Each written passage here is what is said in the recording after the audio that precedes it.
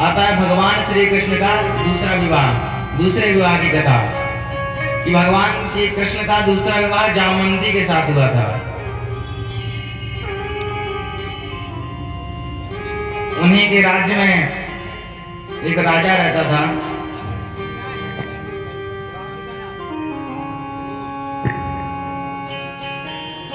उन्हीं के राज्य में एक राजा रहता था, सत्राजित।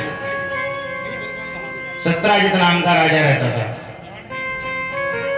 और उसके पास एक मणि थी जो दिन में सोना देती थी, 8 बार सोना देती थी। तो भगवान श्री कृष्ण द्वारकाधीश ने कहा कि ये मणि मुझे दे दो, तुम इसका सदुपयोग नहीं कर रहे हो। तो बोले हम ये नहीं देंगे आपको। भगवान शांत हो गए, कुछ नहीं बोले।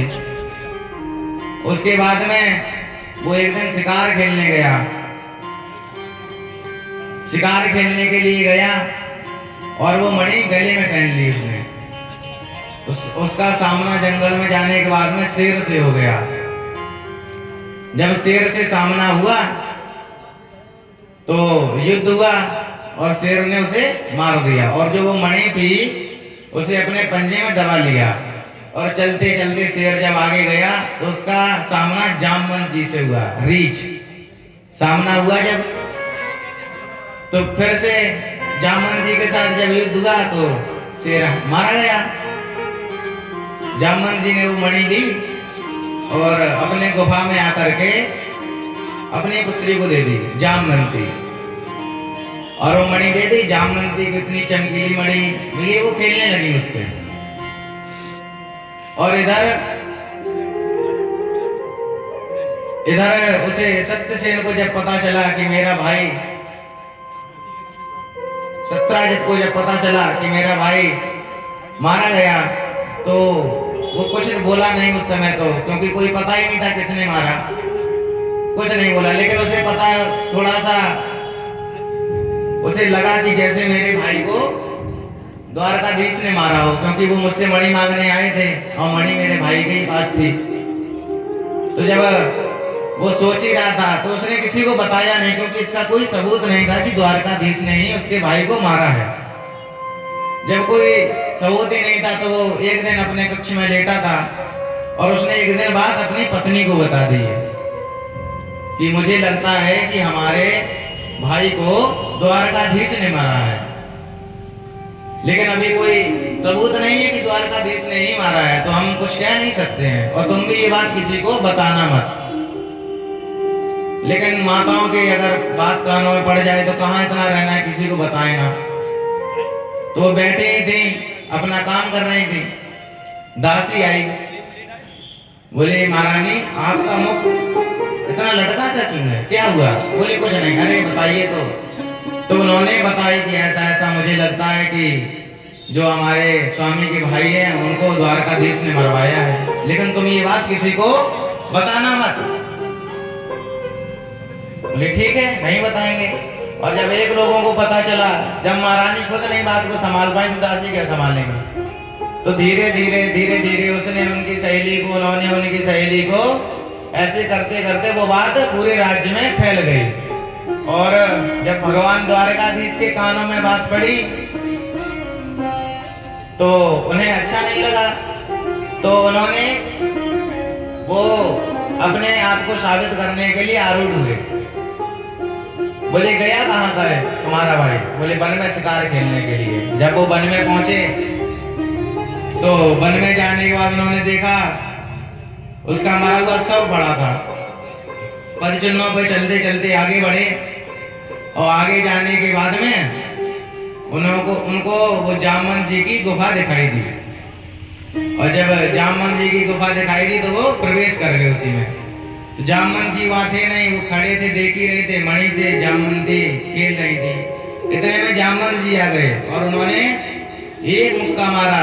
बोले तुम्हारी हिम्मत कैसे हुई बिना आज्ञा के मेरे गुफा में प्रवेश करने की? तो भगवान को भी कहा था, उन्होंने एक मारा, उन्होंने 2 दिए। तो ऐसे ही करके भगवान का और जामवंत जी का युद्ध होने लगा। भगवान का और जामवंत जी का युद्ध होने लगा। ये युद्ध एक दो दिन तक नहीं चला, ये पूरे 28 दिन चला। 27 दिन और 28वें दिन चला। तो 28वें दिन सुबह सुबह जब मार मार के भूसा से लड़ाई हो रही थी, जब जामवंत जी के पूरा शरीर हड्डी हड्डी ढीली पड़ गए, सभी नटबोल्ट खुल गए, उसके बाद में भगवान ने एक मुक्का बनाया और जैसे ही मारने चले, जामवंत जी ने सोचा अरे अगर ये गल गया तो मेरा तो राम नाम सत्य है।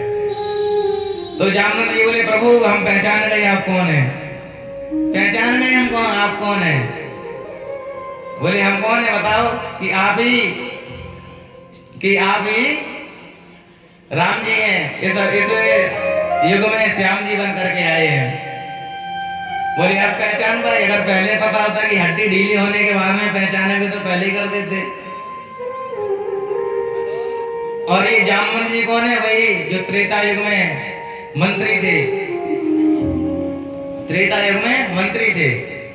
जब राम भगवान, ये युद्ध क्यों हुआ है, राम भगवान जब रावण का वध कर दिया तो राम भगवान बैठे, सभी जितनी भी वानर सेना थी, हनुमान जी सभी लोग आकर के वहां बैठ गए और सभी लोग बताने लगे महाराज हमने 2000 को मारा, हमने 2000 राक्षस मारे। कोई कह रहा हमने 1000 मारे, कोई कहता हमने 100 मारे, कोई कहता हमने इतने मारे। सभी लोग, हनुमान जी कहते हमने अनगिनत मारे, हमने अनगिनत मारे, कोई गिनती नहीं है। जो लपेटे में आ गया चला गया, खत्म, कोई नहीं बचा हमारे सामने। तो जैसे ही सब लोगों ने अपने अपना व्याख्यान किया तो सभी लोगों की नजर पड़ी जामवंत जी की तरफ। कहते हैं जामवंत जी महाराज जी आपने कितने मारे। एक बोले अग्नि महाराज, कोई बोले वानर, बोले अरे इनका तो बूढ़ा हो गया शरीर, अब ये क्या मार पाएंगे, इन्होंने तो एक राक्षस नहीं मारा, इन्होंने तो एक भी राक्षस नहीं मारा। तो जामवंत जी कहते देखो प्रभु आपके सामने हमारी बुराई की जा रही है।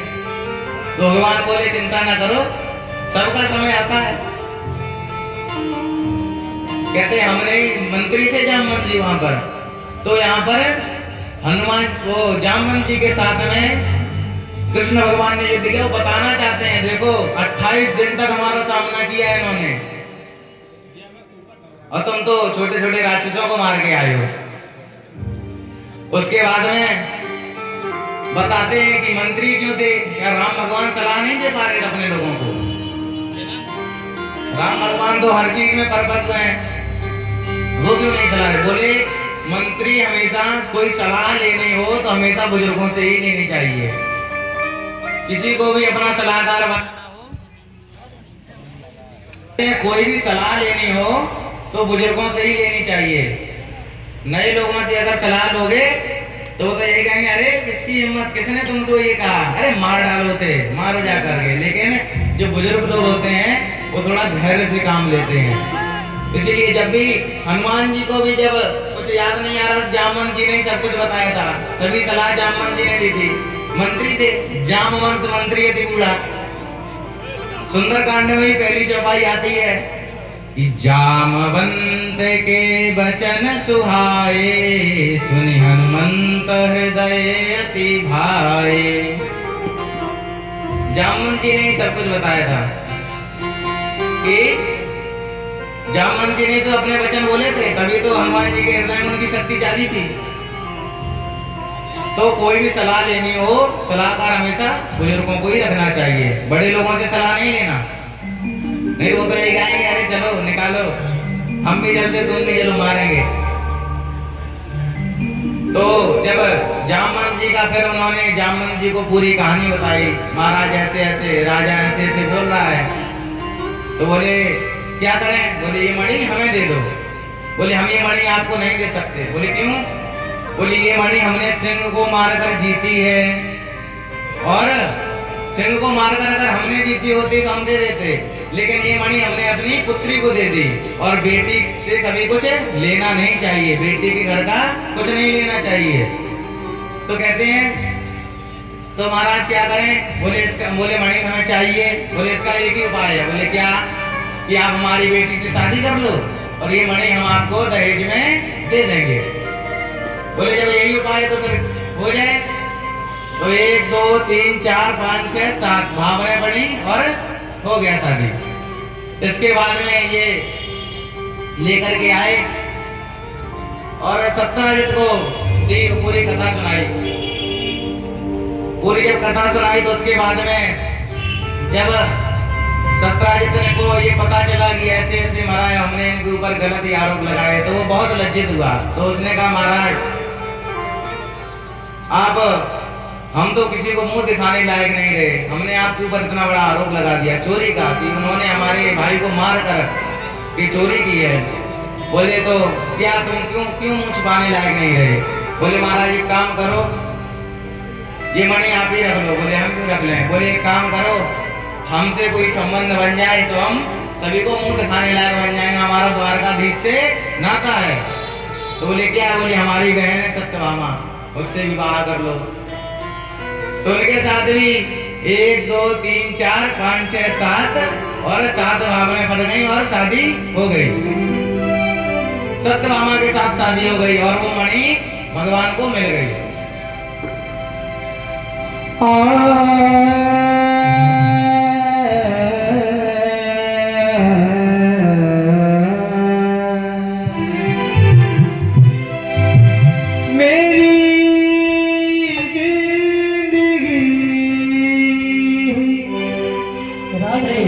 बदल दी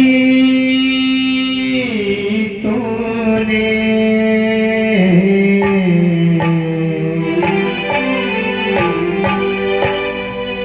ओ मेरी जिंदगी बदल दी तूने, क्या जरा मैंने तेरा नाम लिया, ऐसा क्या काम किया ने तेरा, जो मेरा हाथ तूने थाम लिया, ऐसा क्या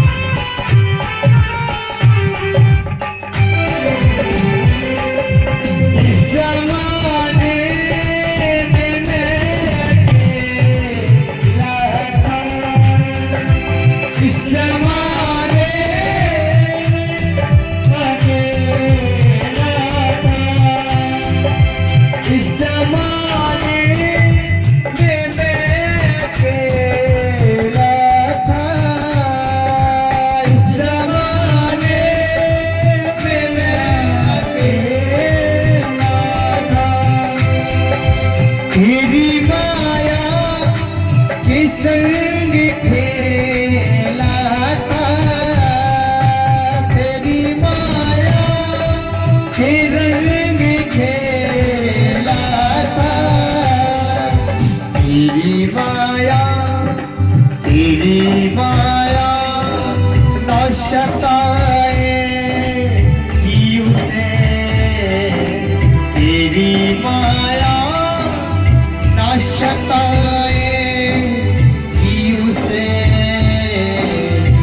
से अपना तूने मांग लिया।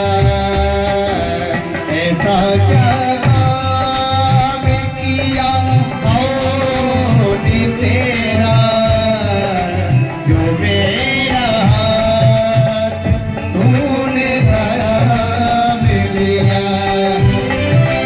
मेरी जिंदगी ही बदल दी तूने, ओ मेरी जिंदगी ही बदल दी तूने। क्या करा था मैंने तेरा नाम लिया। ऐसा क्या काम किया मैंने तेरा।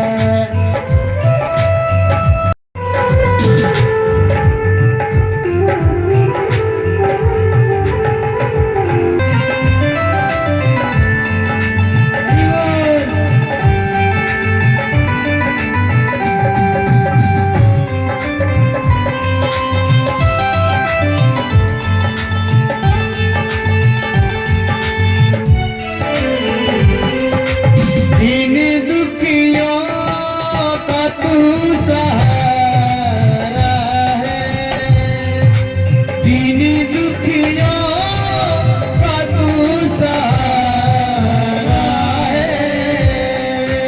उगती ना बिका किनारा है, उगती ना बिका किनारा है।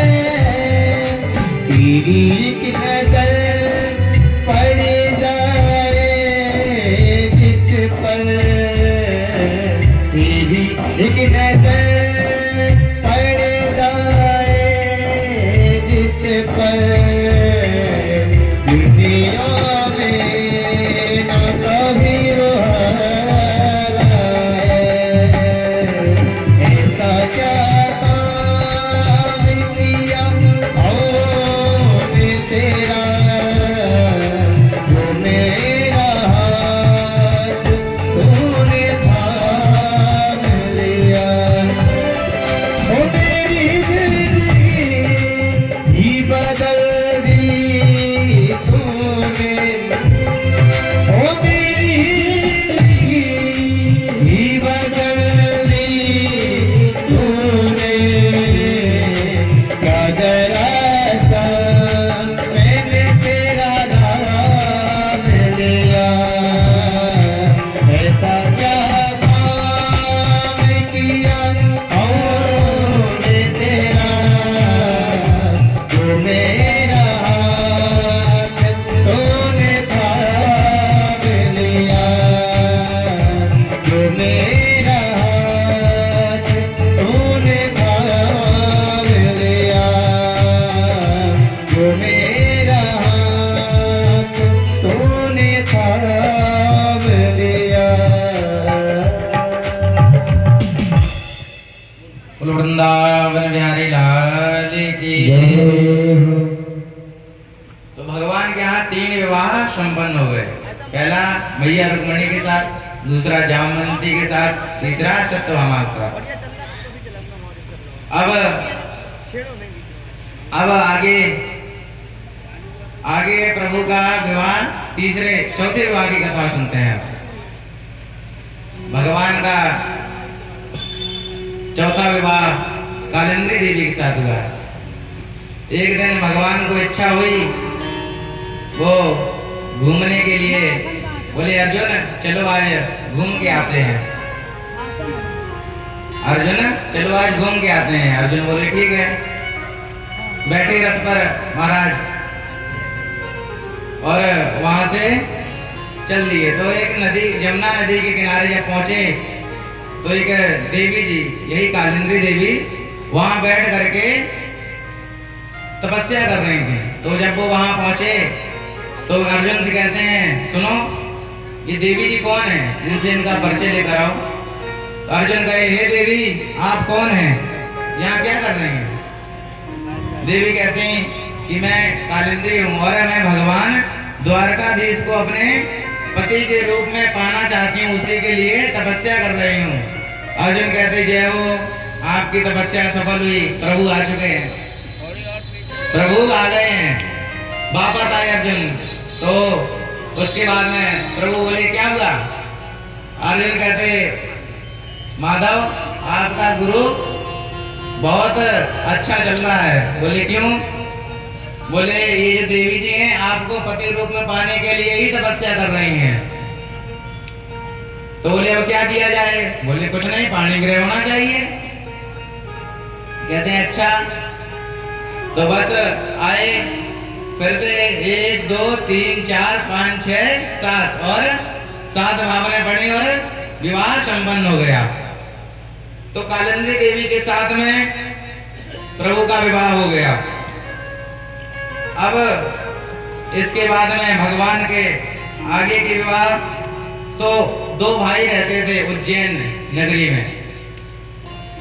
2 भाई जिनका नाम था बिंदु, एक का नाम और दूसरे का नाम था अरविंद।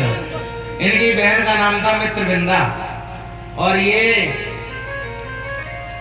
अपने राज्य ज्यादा बढ़ाना चाहते थे, राजनेता बनना चाहते थे। तो जैसे नहीं किसी को राजनेता बनना हो तो बड़े बड़े लोगों के साथ में संबंध बना लेते हैं। तो ये अपने बहन का विवाह दुर्योधन के साथ करना चाहते थे। तो स्वयंवर रखा गया, बहन को पहले ही बता दिया था ये माला ले जा करके दुर्योधन के गले में पहनाना। और जब वो वहां माला लेकर के गए स्वयंवर में, वहीं पर माधव भी आ गए, खड़े हो गए। और मित्रविंदा पहले से ही कान्हा को अपने पति रूप में मानती थी मन में ही।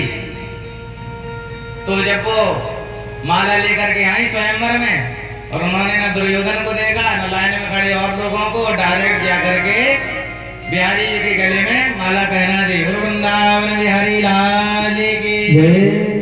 ऐसे ही भगवान का एक और विवाह संपन्न हो गया। अब इसके आगे की कथा आती है कि आगे एक राजा थे कौशल नरेश। तो वो, उनकी बहन का नाम था सत्या देवी।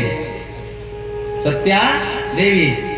तो उनके यहाँ 7 बैल थे, बहुत ही बलवान बैल थे। साधारण उनको कोई एक बैल को भी बस में कर पाना मुश्किल था। तो उनके यहाँ 7 बैल थे। उन्होंने कहा था जो इन 7 बैलों पर एक रस्सी में नाथ देगा उसी के साथ मैं अपनी बहन का विवाह कर दूंगा। बहुत से लोगों को लगा अरे बहन का विवाह हो जाएगा, इकलौती बहन, पूरा राजपाट मिलेगा। कौन सी बड़ी बात है, बहनों को इतना नातना है। तो जब वृंदावन बिहारी लाल की, बोले 7 ही बड़े तो नातने हैं, कौन सी बड़ी बात है। तो बहुत से लोग पहुंचे, एक एक करके राजा पहुंचे। और वहां पर कोई अपना पेट फड़वा के आ रहा है, कोई हाथ तोड़वा के, कोई पैर तोड़वा के, किसी का कपाड़ फूट गया। तो जो कोई ज्यादा अपनी दुर्दशा करा के ही आया, सबकी दशा खराब हो गई। शादी के चक्कर में ना पड़ो, दशा खराब हो जाएगी। जो भी जा रहा दशा खराब उसकी। पहुंच रहे वहां पर, बैल को, एक बैल को पकड़ नहीं पा रहे, उसने ऐसा मुंह उठाया भाई डले महाराज एक साइड, दोबारा उठ नहीं पाए, दूसरे ने और लगा दिया, ले वो भी वहीं। तो सभी लोग ऐसे ऐसे कर करके जब सभी हार मान गए तो ये बात भगवान कृष्ण के कानों में पड़ी। तो प्रभु पहुंचे वहां पर। जैसे ही उन्होंने गौशाला में पैर रखा तो उन्होंने अपने 7 रूप बना लिए और एक ही क्षण में 7 बैलों को नाद करके सामने से खड़ा कर दिया, ये लो महाराज। तो बस वहीं पर उसने अपनी बहन को बुलाया और पड़ गई 7 भावनें। ऐसे ही भगवान का एक और विवाह संपन्न हो गया। और भगवान का अगला विवाह कैसे हुआ कि भगवान के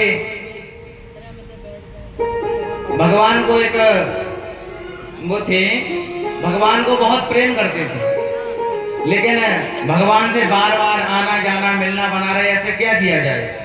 कीर्ति मैया नाम था, क्या किया जाए। तो उनकी एक बेटी थी भद्रा,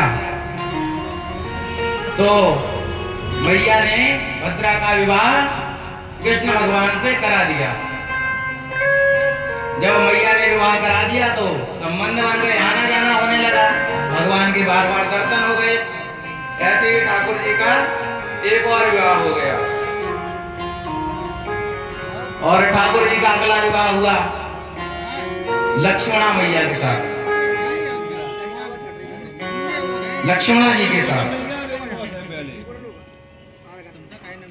तो ऐसे ही भगवान के 8 विवाह हो गए, लेकिन भगवान के तो 16,108 विवाह हुए हैं।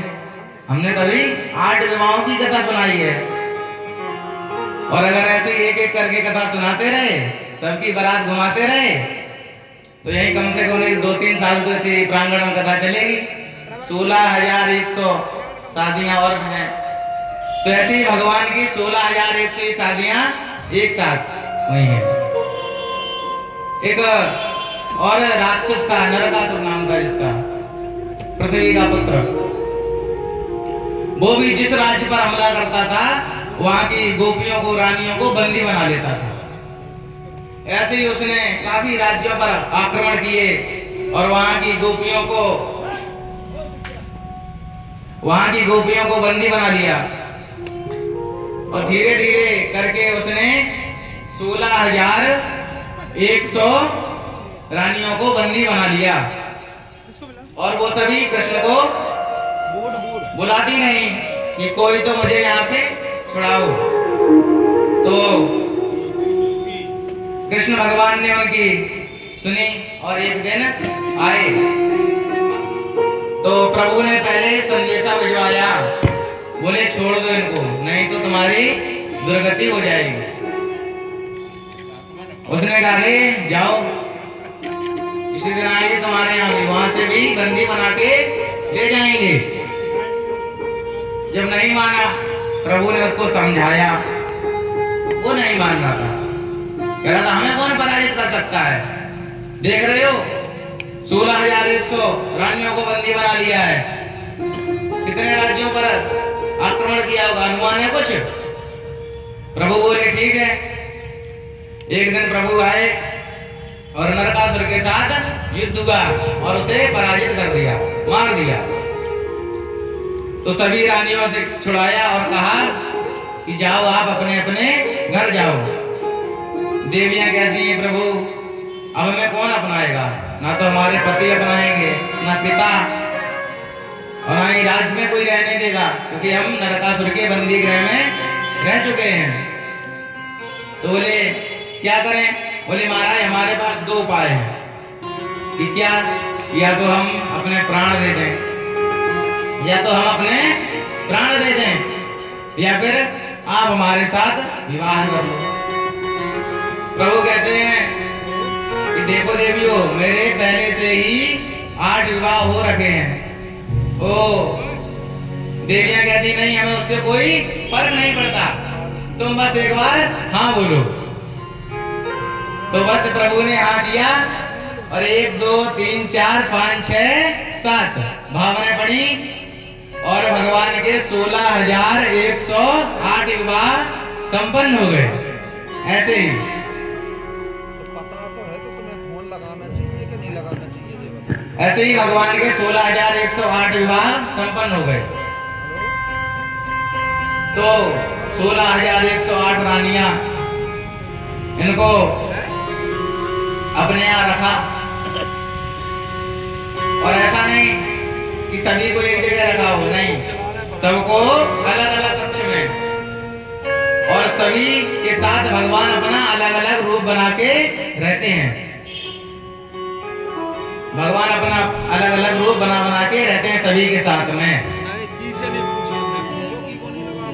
और जब उसके बाद में ऐसा भी नहीं है कि रानियां रहती हैं, सभी रानियों के 10-10 पुत्र हुए, और उनको 10-10 नाती हुए, उनको भी 10-10 पुत्र हुए सभी को। तो ऐसे करते करते करते करते उनकी संख्या पहुंच गई 55 करोड़ भगवान के परिवार की। भगवान कृष्ण का परिवार कितना बड़ा है? 55 करोड़ लोग। और सभी को अलग अलग, सभी के साथ प्रभु अलग अलग रूप बना करके रहते हैं। और ऐसा नहीं है सभी के साथ गोपियां देवियां सभी भगवान के साथ रहते हैं अलग अलग, लेकिन गोपी कहती किसी को ये नहीं पता ये कौन है, सभी यही जानती है प्रभु हमारे साथ रहते हैं, हमारे पति हैं। ये भाव काफी अच्छा है कि ये पति प्रभु हमारे हैं। ये भाव सभी को रखना चाहिए कि प्रभु हमारे हैं, हम प्रभु के हैं। और उसके बाद में लेकिन ये भाव बहुत खराब है कि प्रभु केवल हमारे हैं। भाव रखना है जितना रखो कि प्रभु हमारे हैं, लेकिन केवल हमारे हैं ऐसा नहीं है। प्रभु सबके भी हैं और हमारे भी हैं। तो सिर्फ अपने ऊपर नहीं रखना चाहिए कि प्रभु हमारे हैं, सबके साथ। मंदिर में कोई भी जाए, आपने देखा कि भगवान कहते हैं नहीं तुम रुको, तुम आओ पहले, नहीं कहते ना। सभी जगह प्रभु रह रहे हैं अच्छे से, सभी के साथ में रह रहे हैं। ऐसे कहते कि प्रभु अगर सबके साथ में रह रहे थे तो रूप कैसे? प्रभु तो एक ही हैं। तो कहते प्रभु तो एक ही हैं, रूप अलग अलग हैं उनके, वो कितने भी रूप बना सकते हैं, लेकिन जो मैन है वो तो एक ही है। अब जैसे कि कहीं कहा जाए कि पूड़ी सेक रहे हैं कोई, और सेकते सेकते घी खत्म हो जाए, तो कहा जाए घी कहाँ से आता है? दूध से। तो दूध से पूड़ी सेक लो, ऐसा थोड़ा ही होता है। मैन जो है वो तो एक ही है, उसके चीज अलग अलग हो गई। चीनी है, चीनी से काफी चीजें बनती हैं, चीनी से अलग अलग प्रकार के पकवान बनते हैं, बहुत रूप हो गए चीनी के, लेकिन है तो वो एक ही चीनी। ऐसी कोई भी चीज है, ऐसे अलग अलग उदाहरण सुखदेव जी देते हैं। एक और उदाहरण दिया उन्होंने, आटा है, आटा से पूड़ी भी बनती है, पराठे भी बनते हैं, रोटी भी बनती है, जो चाहो वो बना लो, लेकिन मेन जो उसका मूल तत्व है वो तो एक ही है, आटा। तो मेन जो है वो एक ही है। ऐसे भगवान एक ही है, रूप उनके अलग अलग हैं। वृंदावन बिहारी लाल